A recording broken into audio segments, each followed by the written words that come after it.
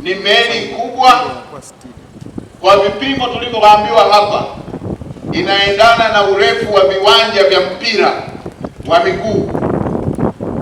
Hili ni jambo kubwa sana linaloelezea uwezo wa nchi yetu wa kutekeleza miradi ya maendeleo. Inaelezea uwezo wa kiongozi wetu katika kutekeleza maono makubwa yanayoweza kuwaletea Watanzania na wana Mwanza maendeleo. Rais wetu wakati anapokea kijiti alisema ataendeleza miradi yote ambayo iliachwa na mtangulizi wake. Alisema hayo, vitendo hivi tunavyofanya vinaelezea utekelezaji wa kauli yake hiyo aliyoitoa. Tumeelezewa na waheshimiwa mawaziri, meli hii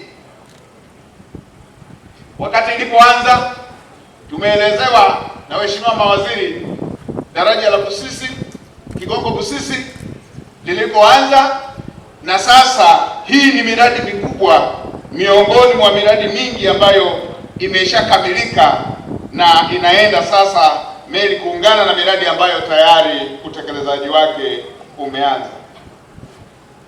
Tumpe heko, tumpe maua yake Mheshimiwa Rais kwa kutekeleza miradi hii.